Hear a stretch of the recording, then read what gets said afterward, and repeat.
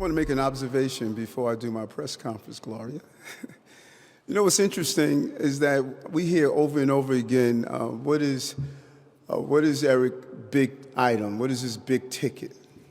What is the primary thing that he's going to do?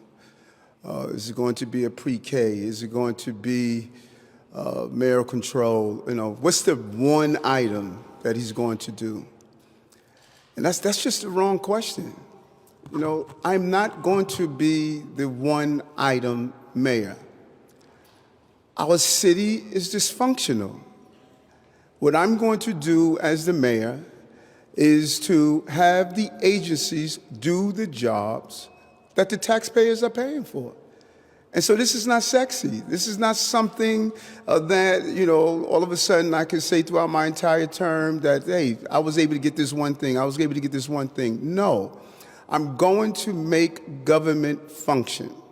And that is so non-traditional because it does not strike what many people are used to hearing all the time of running on one item. I'm going to create a safe city that is not going to continue to fail 65% of black and brown children in education, that's not going to fail to not identify dyslexia, that's not going to fail to not be able to ensure that people who qualify for benefits and resources, we send billions back to Washington, D.C., that many people who are in need of these services cannot get through the bureaucracy to get it done. And so at the end of my 4 years in office as the mayor, you're not going to be able to say, well, here's this one thing he did. You're going to see a city that's going to function. That is what you're going to see. A city that's going to function and do its job and stop betraying everyday New Yorkers. And so those who are looking for one item for Eric Adams, no, you're not. You're going to see a multitude of things that finally you're going to be able to walk through your city and not have to worry about being a victim of a crime. Finally, you can drop your children off to school and know that they're going to get the quality education that they deserve. We could have a NYCHA where we're going to do real repairing and tickets are not open for years. So this may seem ordinary to those who are not living the tragedy. You know, those who are not living in these communities that have been betrayed, what I'm saying may not sound like a lot. But when you live in communities when everyday government fails you, this means a lot. And nothing personifies that more than what I'm doing now, by bringing on probably one of the most important appointments I am making with Matt Fraser. Sat down with Matt, he heard my vision, he heard what I want to do with a city that is living in the 20th century instead of the 21st century. We have been so afraid of technology, so afraid of transforming our city. It's almost embarrassing how this city is so far behind so many other cities. And when I was able to find Matt and hear that he just got it, he understood what I want to do in technology and running a smarter city that delivers for the people. What he's going to do, he's going to allow me to do something I talk about all the time, get stuff done. We have to get stuff done, and we are failing to do that. And I have to build the right team to do that. And some of the team members that I'm pulling together, some of you may say, well, you know what, you shouldn't have them on your team. That's fine. I have to build the right team on people I know, people I trust, and who are best fit for moving this city forward in the right direction. I have to cut the red tape and the bureaucracy. It's just unbelievable how bureaucratic this city has become. It should not take 3 years to get a sprinkler inspection put in place from the from the fire department. It should not take 2 years for a restaurant that's paying $30,000 a month in lease for a restaurant, and they have to wait 2 years for Con Edison to turn on their electricity. This is just making no sense. And I just refuse to accept that this is just how to do business in this city, that this city is not governable. No, this city is governable. You just have to have the desire and will to do so, and we have that. And so I'm a self-confessed computer geek. From my days of Comstat and my early computer days, I knew when we turn around crime using technology, we can do it in running agencies. I campaigned on transforming the digital government to serve our city in the right way. Well, today, this announcement is saying that transformation begins. I'm signing an executive order that will consolidate all the city's technology agencies and roles into one office. We have all of these different offices with technology. We're going to bring them all together so that we could have one office under one CIO. It's not just about dollars and cents, it's about common sense. We've lost the common sense approach to government. And this new offices with the Office of Technology and Innovation is crucial. He's the CTO, forgive me, the new CTO, Chief Technology Officer, is going to be in charge of all of these offices. We're putting technology at the center of running our city, at the center of it. The Office of Technology and Innovation will unify the following agencies: Department of Information, Technology and Telecommunication, Mayor's Office of Data Analytics, Mayor's Office of the Chief Technology Officer. All of them now are disjointed. They're not communicating with each other. Everyone has a different vision, a different operation. Those days are over. We're moving as one. We're also going to have the Mayor's Office of Information Privacy, New York City's Cyber Command. Many of us don't know we are under a cyber threat. Other cities have paid ransom to those who have used cyber threats against them. Atlanta just had a major threat. A city in New Jersey just had a major threat. This has been ignored, but this is a real threat to our environment. Mayor de Blasio, upon his departure, when I met with him one day in Gracie Mansion, he said, "Eric, COVID is a problem, but the real problem we're facing is cybersecurity. It can bring our city to a halt if we do not get prepared for the attacks to our infrastructure." The agency also of Algorithms Management and Policy Officers, New York City 311. We get all this data in 311, and what do we do with it? We don't do a GIS mapping. We don't identify the calls that are coming in to become more proactive and prevent some of the problems. We should be taking all of that rich data from 311 and bringing it together to come up with real ways of solving problems for New Yorkers. So the head of this office, as I stated, our new CTO, Matt Fraser, just a brilliant contribution to this amazing team that I'm building. This amazing team that I am building. And Matt is an important aspect of it because he's going to have a cross reach in all of our agencies to bring us to the level of using technology to deliver services to the people of this city. We're going to ensure that our technology has one voice and one leader, and everyone is going to be part of his coordination. And this is how we break down the silos. All of us know how dreary it is to walk into an agency and you are sent to different agencies to do the same things, and we want to stop that.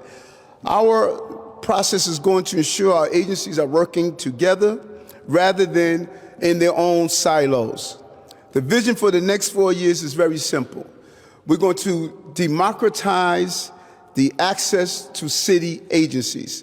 And that's what this new office will do. Streamline delivery of governmental services and ensure that New Yorkers are getting the best services in the best city on the globe. We will foster growth in our technology sector so New Yorkers can continue to lead the world. We are following other agencies, other countries, and other cities because of our inability and unwillingness to move forward. And it's going to bridge the gap in the digital divide. We saw during COVID that broadband is not a luxury, it's a necessity. And if you don't have access to broadband, you don't have access to education if you can't go to school. You don't have access to telemedicine. You don't have access to Zoom. We have to make sure that high-speed broadband is citywide, and that is our focus. Laser focus on making it easier for New Yorkers to access benefits offered by the city. DREES, SCREES, SNAP, WIC. If we know that people qualify for it, why must they go down to various agencies to sign up for it? We can stop this from happening and make sure that everyone who's in need will receive the services that they deserve. And this includes my City proposal, a single portal where New Yorkers can access their service. One card, one portal, and make sure New Yorkers get everything that they are eligible for. Listen, this city is made up of the best stuff on earth, and that's New Yorkers. And technology is going to allow us to make sure that everyday people receive the benefits that they deserve. So I'm proud to assign this order, and I'm proud to have Matt on our team and what he has offered to this team and what he's going to offer to this city. Good afternoon, everyone. Thank you, Mr. Mayor, for those kind words and your commitment to make technology elevated across the city. I'm incredibly honored and privileged to serve as New York City's Chief Technology Officer. As a person that was born and raised in this city, to be presented with the opportunity to make what's already a great city greater, there's no greater privilege than that. Streamlining technology operations under one unified office will make our government more agile, more efficient, and more responsive to the needs of the over 8 million people that live and work in this city.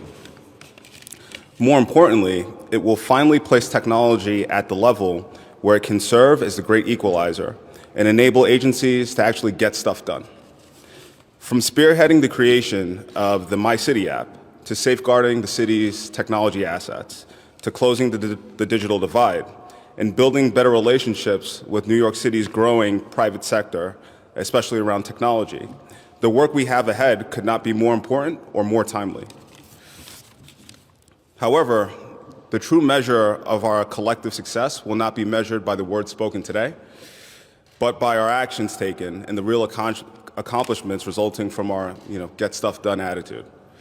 So thank you, Mr. Mayor, for the opportunity to serve this great city, and to the people of this great city, thank you for entrusting us to get the job done. Mayor, can you just detail a little bit more about this warning that your predecessor gave you about a cyber threat? When I met with Bill, he just basically outlined that, like other cities, there's a constant attempt to go after our infrastructure in many ways. And he stated that, Eric, one of the things you must do right away, you must focus your attention on the cybersecurity threat. Across the country, cities have been basically held hostage and stated that if you don't pay a ransom, we will disrupt your infrastructure. And remember, everything runs on technology now. Our water supply, our records, and we don't notice that. And so he stated that you must get it under control, and that's how, when I first spoke with Matt and heard of his full understanding, we are going to be hosting a meeting with the major private industries around their cybersecurity experts, because they're protecting their infrastructure. We are not doing it the way we ought to do. And so we're going to sit down with them, learn from them, and create a partnership with the major cybersecurity experts with the corporation across this country. And this is going to be one of the first of its kind meetings, but the country has a cyber threat. In New York, just as we are the largest target on so many things, my predecessor said, Eric, you need to immediately address this issue, and that is why I spoke with Matt during the transition period, and we are going to lead it head on. It's not within sight, but it's there, and we have to address it. Okay. We got to wrap. Sorry, folks. Thank you. Appreciate it. It's not we got to rap, we got to bounce.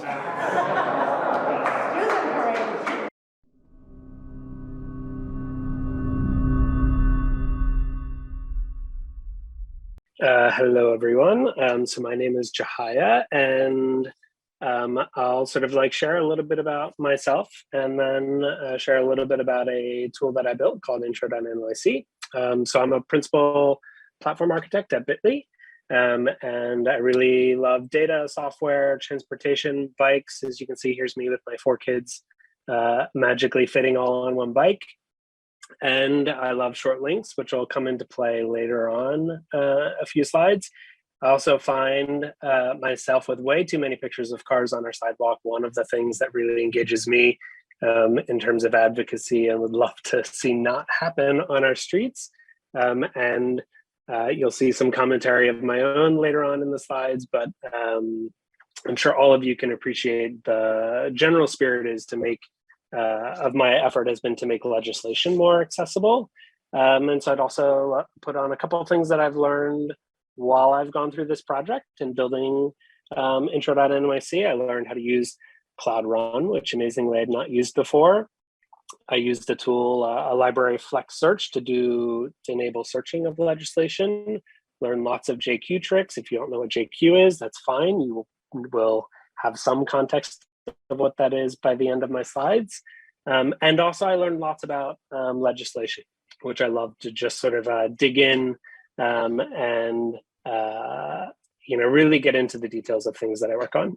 So this is going to be a quick 10-minute blazingly fast intro into a 2-year journey I took to build this site and to sort of learn about legislation, short links, and all of that. Whether or not it was worthwhile endeavor, I don't know, but hopefully it'll provide some goodness in the world and really make legislation more accessible. So that's the goal. So what is intro.nyc? Intro.nyc really takes its name from legislation in New York, which is called an introduction. Each introduction of legislation gets a number, intro 1, intro 2, and they get a number within sort of a certain legislative session that the law is sort of introduced in. So it'd be intro 1 of 2022, intro 2 of 2022. And it turns out it's kind of hard to find legislation, despite the fact that there's a website built for it. I found it hard to find legislation on certain topics. So I'm going to go through the sort of 4 different categories that I really got to dig into and sort of end up building the site, which are sort of the API that exists, a little bit about the data and how long that took me to sort of get through, some about links to legislation, and then sort of search in some of the UI that I built to make this hopefully a little bit more accessible for the next person. So a little bit about the API. So there is an API for legislation, which it's fun to share here because this is apparently a little bit of coming full circle, because I know BetaNYC helped to get that API a reality back in 2017. Unfortunately, not all APIs are created equal. So there's not really any libraries for using that API. The example docs are very light. And it had all sorts of new terms, which really threw me for a loop. I don't know what a matter is. Don't know what a body is in terms of the API. Don't know what an index is. And so that was interesting. It does use OData, which is sort of a common pattern for data APIs. So that is okay if you're familiar with it, which I've poked around at that a little bit in the past. So really I went through sort of 4 stages in trying to sort of use the API. One was I ended up building my own tool to just explore the API, to sort of learn what was there and to sort of poke around. And that led me to sort of just learning the terms and mapping out what was there. And the spoiler is that really took me a year of sort of like poking around at it the side, not knowing what things were and how they related to each other. Eventually built a sort of Go API client, which is open source, to talk to the legislation API, and ended up with a script to sort of dump data out. Clicking in the wrong spot. So what does it matter? Which is one of the questions I had of like, I have no clue what that means in terms of legislation. Actually is in the terms of the API, it's a legislative matter or resolution or some body of item that's been sort of introduced in the legislation. And so it really took me a while to figure out how the API all related to the different sort of terms that it used. But eventually I was able to get to some data structures that sort of mapped a little bit more to what I understood as legislation, and sort of get past some of those terms. And so I ended up with, on the right, you'll see a sort of Go data structure that maps to multiple different sort of things that were in the API. And that is now open source. And I mentioned sort of a script to convert that sort of API response to something that I could use. I love to use JSON, so a lot of this presentation is about JSON. So I ended up with calling a bunch of different API endpoints to eventually build a JSON structure that essentially maps to a single legislative item, which is sort of the view on the left here is the City Council's legislation page. I ended up with that in terms of a data structure that I could use. And I mentioned sort of I mentioned JSON files. So an approach I took was really, to start out, I figured it would be really simple just to have one file for each legislation that was introduced. And I ended up putting all those in a GitHub repository. So there's a repository of just thousands of these files. And that ended up sort of turning into the database that sort of powered the site that I was building, which is great because you don't really have to think of it as a database, and I didn't really have to do anything to manage it. It's just data that's out there on the web, which is great. And so once I had sort of gotten that far, that led me to sort of then I had started to sort of just update that data every day, and I started to sort of notice interesting things in the data. And while I might find a Git diff interesting, I'm sure not everybody spends time after dinner reading through Git diffs. But for a while I was doing that. And, for example, one thing that jumped out at me is like I'd see these sponsors join to sponsor legislation. And I'd noticed that like this one on the left had just gotten its 31st sponsor. And I sort of know that the city council is 51 people, which meant that like more than a majority of the city council was sponsoring this legislation. And this legislation for ending solitary confinement in city jails actually went to end the council session at 35 sponsors and never got a vote, which I think is very undemocratic. And so I think part of my journey was, I want to make that sort of information a little bit easier to discover, because it turns out there's a lot of legislation that has more than a majority of the city council sponsoring it, which doesn't get a vote. And I think that's the sort of thing that needs to be surfaced more. And I do hold it against our former city council or former speaker of the city council for not bringing these things to a vote. So that is sort of the data side of things. And then I'll sort of like shift gears a little bit to talk about, where I ended up sort of building the legislation app. So I work at Bitly and we do short links as our sort of bread and butter. So this has always been sort of entertaining to me, of a kid writing to Santa, how are you? I'm good. Here's what I want for Christmas. And this really long Amazon URL. And sort of, I've always felt that linking to legislation really sort of felt the same way. You end up with this URL that doesn't really mean anything. And I feel like it should be much easier to sort of share legislation online on Twitter or wherever else. So that was one thing that I really had as like the first thing to accomplish was, if I want to share a particular piece of legislation, that should be easy. And, it should be easy enough that I can type the URL out and know it's going to go to the right spot, even without testing it. So I ended up with these sort of links that take you to what you would expect. If you want to link to intro 2159 of 2020, you can. If you want to link to see the local laws that were passed in a year, you can. And if you want to sort of send somebody to one particular one, that's also easy. And if you want to go see what legislation was proposed around sidewalks and parking, you can.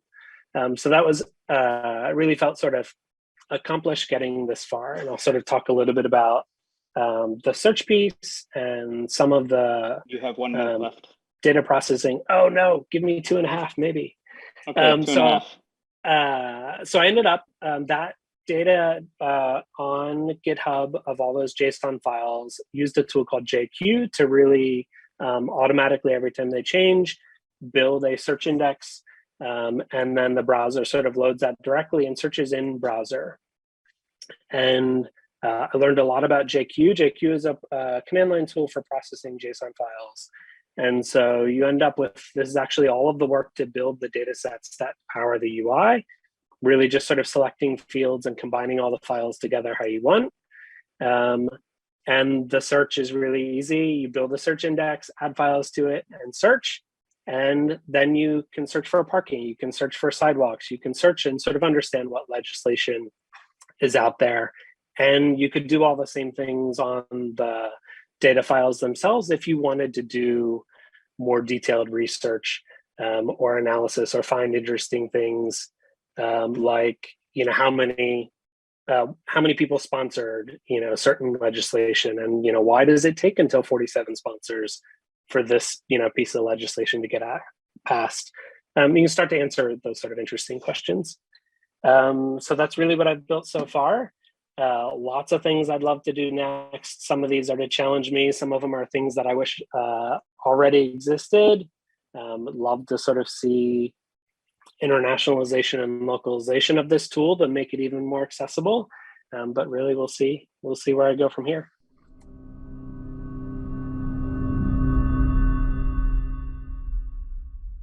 Hi, I'm Ellie. I'm Chris. We created 2 sites called testinglines.nyc and testingsites.nyc. We're going to talk about both of them today, sort of why we got here, how we got here, and some cool stuff about our work. Cool. First, some intros. I'm Chris Barna. I'm a lead developer at The Atlantic magazine, but I do have some civictech creds. Oh, actually, that is wrong. Sorry, I got my own credentials wrong. I was an FCC intern in 2010 working on redesigning their 10-year-old website. I was a Code for America intern the first year that Code for America accepted interns in 2011. And then when I lived in DC, I did API focus groups, provided feedback on GSA, federal government APIs. Awesome, and I'm Ellie Franmeyer, Senior Data Visualization Engineer at Atom Finance. I'm also an adjunct lecturer for data viz at City University of New York. And my tech creds are pretty much just this website, but I know this won't be the last of my creds going forward. I'm excited to be here. So it wasn't that long ago, but to sort of contextualize the problem that we were faced with back in December, the middle of December, as the Omicron wave was bearing down on New York City, COVID testing volumes basically doubled over the course of a few weeks. And there was really a need for clearer, more concise, easier to find information about where to get tests and what to expect when you got there. So Ellie and I each had a slightly different take on this and only found each other because of Twitter, going viral on Twitter. So I made this website called testinglines.nyc. It is a Next.js site, but this presentation is mostly not about the front end of the site. On December 17th, around noon, I noticed that the mayor's office had tweeted a reply to their daily COVID testing numbers that included something that I had never seen before, which was a link, a link promising waiting times for New York City testing sites, which kind of felt really special and unique. I clicked through. The link was a PDF, which was not great. At least we had the data. Wasn't great.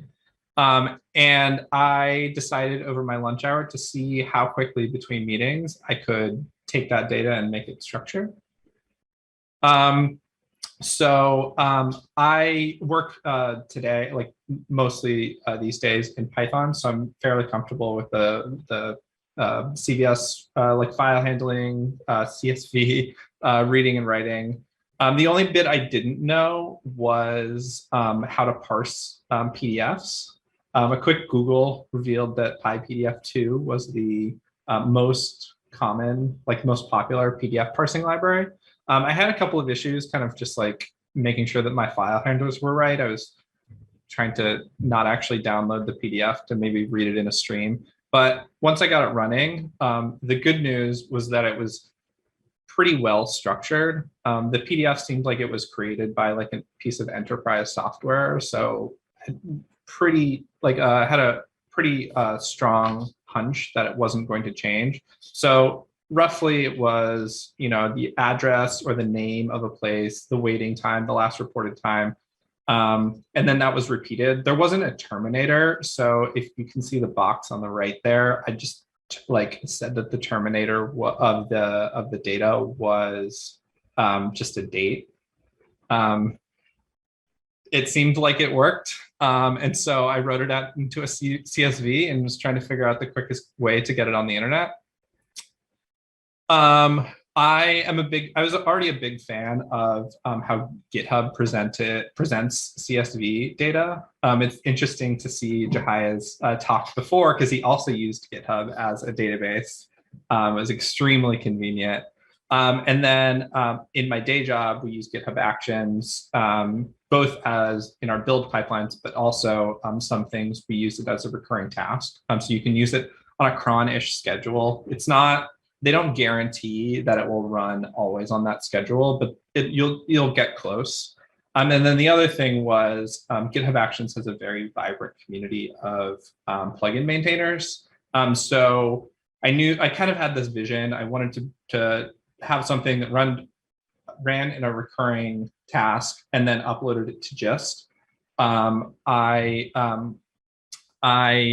found one. And in roughly 15 minutes from when I discovered this PDF to, well, it was roughly 15 minutes from when I discovered this PDF until it was on Gist. And then I tweeted about it. I was mentioning earlier, I unprotected my tweets for this. I hadn't tweeted in a year. And it got some play. A few people popped in. Somebody added addresses and boroughs to the CSV that I made. And then because I had some extra time over the winter break, I decided to turn it into a CSV. Also, the CSV was getting kind of unwieldy on mobile because I was mostly looking at it on my phone and I wanted to make sure that people could see it on their phones. And then Ellie reached out over Twitter with her map and she asked if she could integrate it, which was really cool. Yeah. Which brings us to testinglines.nyc. So we'll go ahead and hit the next slide. So this is, I think all of us have been in this situation where experience really drives your action. Very similar to Chris, the day before, I found out via these slides that I found out I was exposed to COVID from a Secret Santa event in December, like so many of us were. I knew I needed to get tested before I went home for the holidays. So I tried to find a place to get tested. A friend sent over this tweet and I checked it out. If anybody else tried to use this website, you'd notice that it's just a list of addresses, which is helpful if you're a cab driver, but really wasn't helpful for me. I needed to know how close these things were to my home or to my work. And I knew how to do this. So I went ahead and scraped and mapped these things. And just for context, I brought receipts of the actual text conversation. I truly didn't plan on sharing this with anybody. I told my friends if they needed help finding the nearest location, I could find it for them. And my friend Audrey actually told me to tweet it to make it public. So I'm thankful for friends to make you do things publicly sometimes. So what is the process of doing this? Well, it was something that I had done before a few times, once for an actual school project that was very similar. So I was prepared and ready, and it really only took me about 3.5 hours, which is great. So I noticed, similar to Chris's situation, that all of the addresses were exactly the same. They had the same class name. They were formatted the same. So I knew that this could be a simple scrape process, and I could have all of the information in the same place. So I just wrote a node script with Cheerio.js library, which would scrape the website. As long as the format of them didn't change too much, this could be repeatable every single day. I cleaned the results, and then voila, I had a list of all the addresses and names pretty quickly. This also included times of open and notes about each location, which was super helpful. Of course, that doesn't get you very far unless you actually have the latitude longitude for mapping. So I used Google Maps API and just geocoded those addresses to actual latitude longitude locations, and just wrote it to a JSON file. So I also had that on GitHub as well, and it still exists there.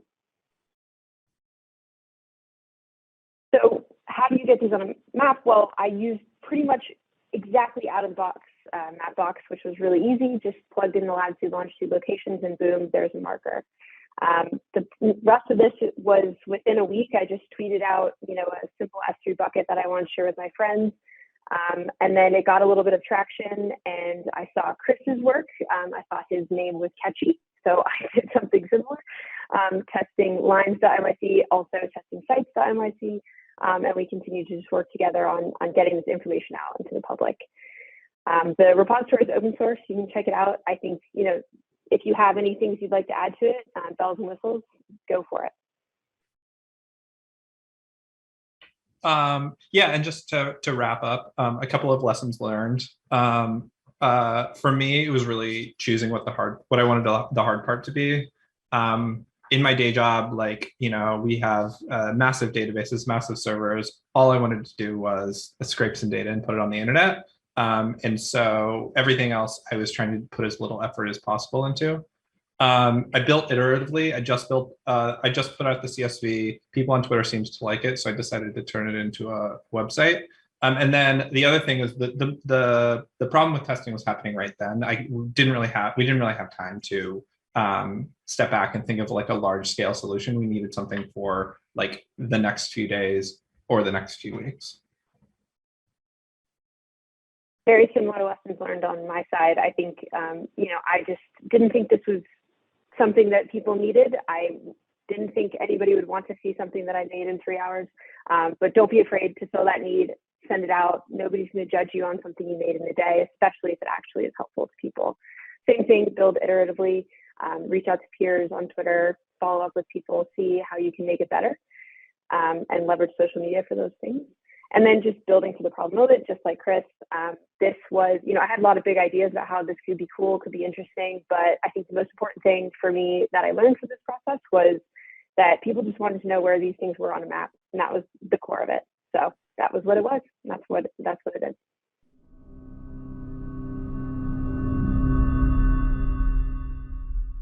Great to be here. My name's Devin. I'm basically like a software producer. I organize software teams to deliver solutions. I work for startups sometimes, done a lot of work with nonprofits, occasional work with government agencies. Really born and raised in New York, really want to see the city be the best and have the best tech, civic tech in the world.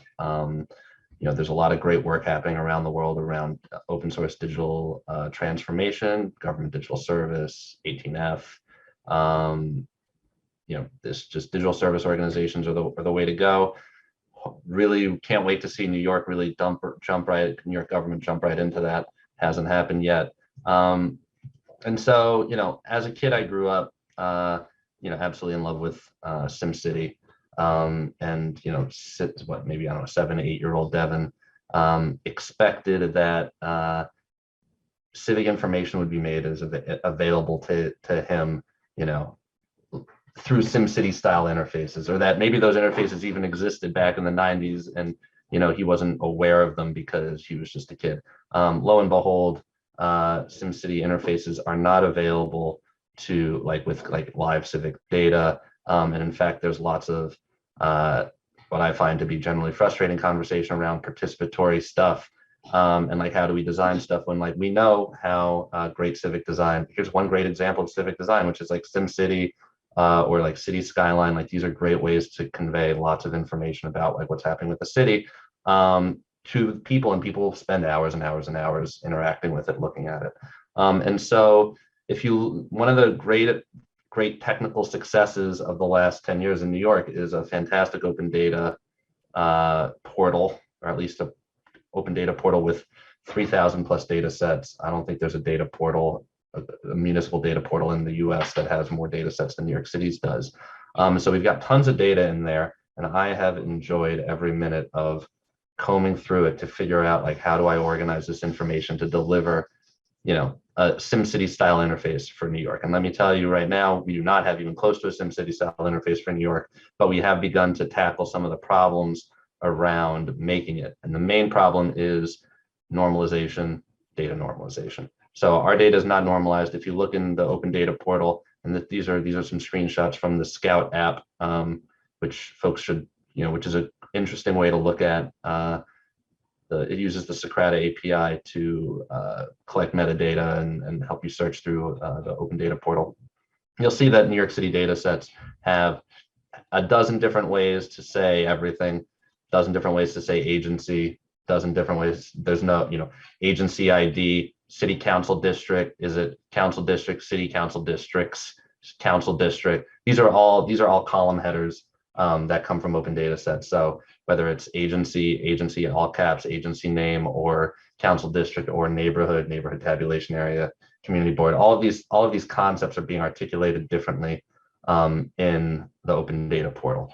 And so what do we need to do to solve that? And, you know, if that stuff is not normalized, you know, if we can't say that an agency, you know, that the Administration for Children's Services is agency 10381, or, you know, always the same string of you know, characters, then, like, we can't merge that data easily in a database and create rich apps that connect a lot of data together, which is what we're going to need for, like, a SimCity style thing.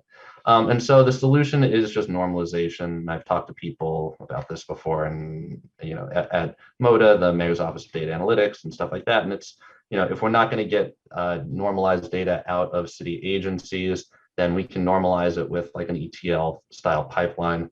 And so we've built such a thing. I could go into how it works, but basically we document interesting data in an Airtable. We have a custom little transformer that matches the unique identifiers in a column of open data to, and it'll basically matches it to canonical normalized names for a bunch of different facets of data, but primarily agency names, but also city council districts, community districts, which are community boards, or the geographies that community boards are in, neighborhood tabulation areas, etc. I'll go into more later, but basically we transform that data to add, we append a few columns with the normalized character, the normalized columns to that data. We republish it in an S3 bucket, and it goes back to our Airtable, which is public, so people can find it. Then currently we load it into a CartoDB because the API is good and it worked. We're going to be switching though to our own database, you know, that'll sit on an EC2, probably using Python Fast API, and then built apps on top of it. And so I've got one app, which is what I will be spending the rest of this thing talking about. So this app is called the Data Book. It exists at databook.wegov.nyc. And it's got a bunch of different features that I will go through, although it's kind of a slog. 4 minutes. Okay. Oh wow, time really flies. So maybe I'll just click through. Well, so basically we have agency profiles. We're connecting over 25 different sources of data about it. So that's everything from notices from the city record, which is a ton of information, actually, like almost legislative grade information about hearings and procurement hearings and rules changes that agencies are doing.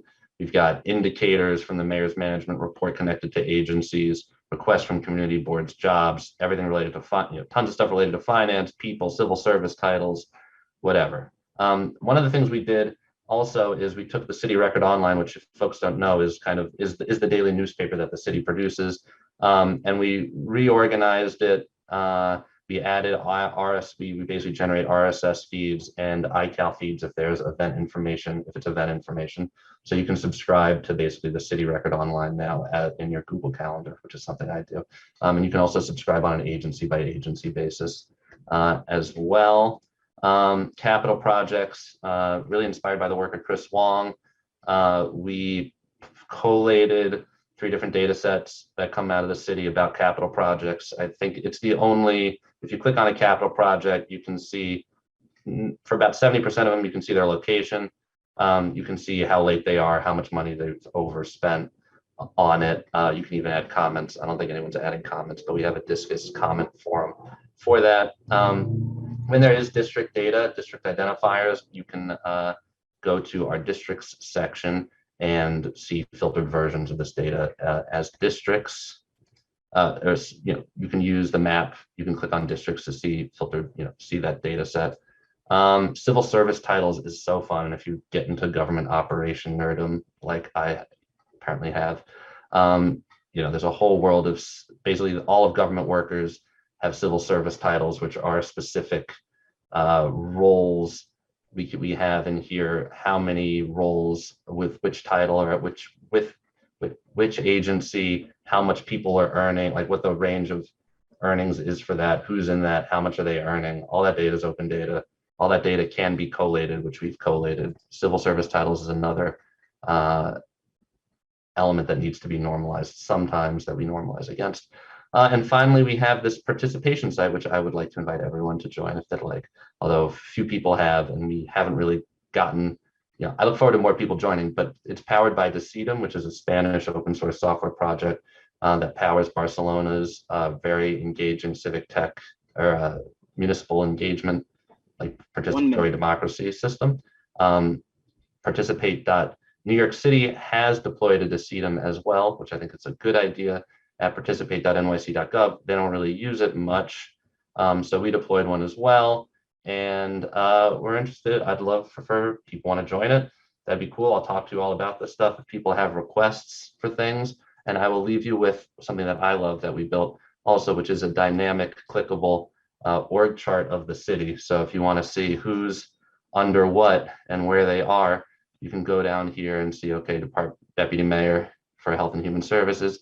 You can click the Administration for Children's Services, and now you're looking at hearings by the Administration for Children's Services. If you want to see how many positions they have with which civil service title, you can do it here. You can click on the title and just kind of move through the data. And so would love for people, the data is available. If you want normalized data, let me know. If you want to help with the project design stuff, anything like that, it's all open source, run under a nonprofit organization, and it's all here to bring consistency and context to civic data, and hope folks enjoy it.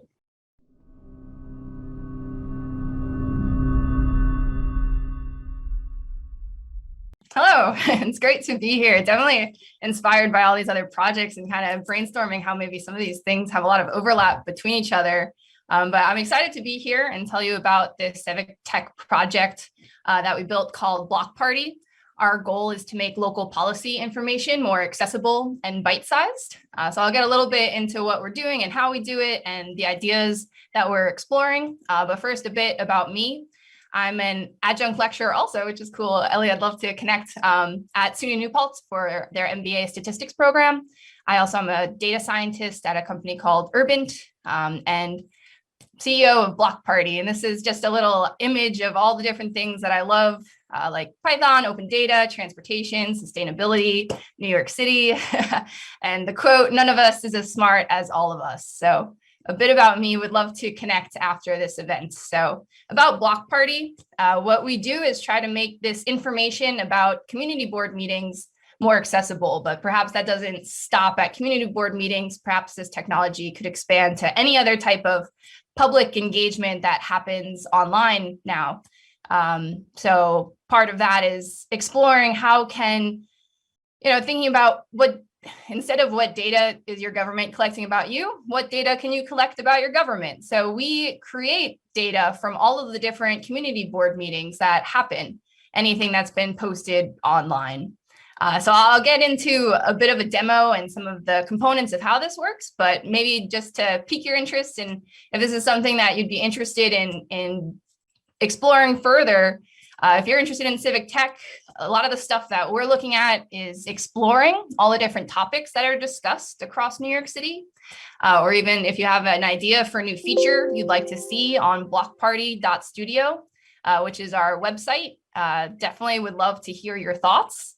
And also, how can this information really be used to empower our community? So thinking about from the ground up, how can this information be helpful to inform a decision or explore a new policy idea?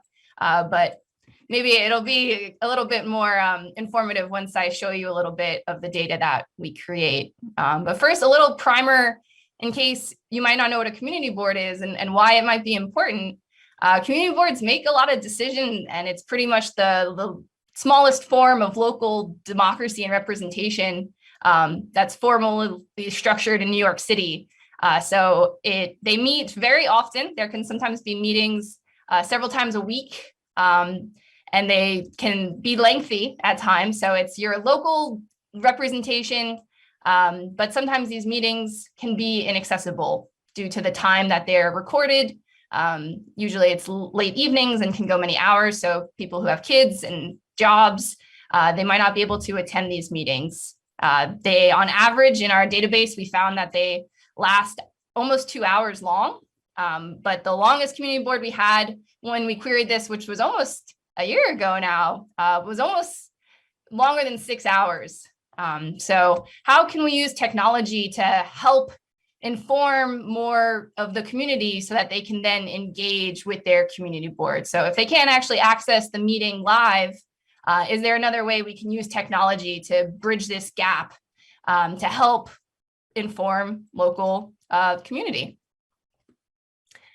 So how does it work? This actually, we got featured in that article that Noel talked about from the Cornell Tech Hub about the future of community boards and engagement. So that was really exciting to see. So I just wanted to provide a little snippet from that, because we use the transcript from any type of YouTube meeting, all of the closed captioning text. So we scrape that and we run a whole pipeline using Python to format, to add punctuation, because really it's just snippets of closed caption text that we then transform into full sentences, improving any spelling errors. Like apparently YouTube didn't know what COVID was and misspelled it almost every single time. So part of our pipeline is systematically replacing those so that when you read this full transcript of exactly what was said at this meeting, it makes sense to the reader. And lastly, the part of our mission of making local policy information more accessible is by just bringing you that meeting transcript that you can skim through rather than attend a 6-hour long meeting, perhaps. We also use natural language processing to generate a summary, but it's more like meeting highlights of what was discussed at the meeting, so that if you're kind of just a skimmer rather than maybe like swimming or diving into the information, you can get some of the highlights of what was discussed. And we send that as a weekly email. So you can actually subscribe to your community district. And from that email, we send it once a week and it's all free. We're doing this is a passion project. So I'd love to talk more about what it is that we're doing and maybe why. But really, it's just to have this information be accessible. And part of the aspect of creating that summary is also to find the key sentences rather than someone saying, please unmute yourself. We use this type of taxonomy that was inspired by Community District Statement of Needs. And it talks about all these different types of topics. So we try to grab the sentences that might talk about schools or transportation and sanitation. And from all of these different concepts, we actually can tag the different meeting with a topic. So that if you're interested in one of these things, you can really explore our whole archive of almost 3,000 transcripts now, dating from 2015 to up until yesterday's meeting, with all the different topics that were discussed for your meeting. So you can filter by date. And the other part of all of this is now we have this structured database of all these meetings that happened and every word that was discussed in that meeting. So the part that gets me excited as a data scientist is how can this information be used to actually inform some type of hypothesis? So for me, I love biking. So I was curious to maybe do like a case study on on how often do bikes get talked about compared to some of these other methods of transportation. So by just using pretty much a simple like bag of words approach, by searching for words like bike, bicycles, or parking, any other synonym that you might think that would be said, and just aggregating it into a bin of a count, you can see over time what's really getting talked about at community board meetings. So I'll do a little case study just on the word bike, but you can see buses get talked about the least, which maybe bringing back to the first presentation, it's kind of interesting to think about some of these other aspects of transportation and maybe where they should be talking about it more. 2 minutes. All right, well, I'll speed through this because really I would love to have people who have like data analysis, data visualization interests, play around with this data. These are just some maps that I made based off the key terms I was interested in. This is just like a time series of how often bikes get talked about. This is comparing community boards just across the water. CB8 in Manhattan talks about parking a lot more than Queens Community Board 1, which talks a lot about bikes. So this was a bit of a case study because it was all about Crescent Street bike lane that was passed. And then by having this all in one place, you can actually zoom in and see what was getting talked about at this time. And since we're not affiliated with any community board, we really have no agenda. Like everything is exactly as it was said. It's not necessarily summarized by someone else. So it's all automated. So you can actually see some of the things that get talked about. So if you're a policymaker, this might be interesting. So just to speed through it for time's sake, this is what our email looks like if you're interested in subscribing. This is what our website looks like, where you can click on your community board. And this is what that archive aspect would look. So you can filter by date, by community board, and you'll see the top words, the topic, and we provide the full link to the YouTube video and to download the transcript. So actually different district managers now use Block Party for their meeting minutes, which is pretty neat. So some ideas that we've been noodling on is, can we translate this to other languages? Can we apply this whole pipeline of Block Party to other meeting types? Can we integrate other data sources like 311? And how can we create insight from this? So I tweet a bit on Twitter about any of the visualizations that we create, but maybe opening that up to more people looking at this who have subject matter expertise beyond just my interests would be really cool. So, through the power of technology and natural language processing and AI, it'd be interesting to look into some of this stuff. So we'd love it if you join the party. This is just a URL that brings you to the website, and this is our Twitter. So feel free to reach out anytime.